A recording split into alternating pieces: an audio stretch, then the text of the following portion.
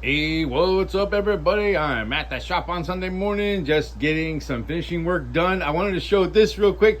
So I'm putting together a Vampire Slayer kit. I used a modified bartender bag, and it's going to have a cross and hammer. They'll go in this side pocket right here. It'll have two stakes. They'll go in these little pockets on the side here, and then these will get labeled, and it'll be salt, holy water, and garlic. This will probably go on the shop later today. I'm going to go home and finish it up. I've got some Blade the Vampire Hunter stakes finished. Those are already on the shop.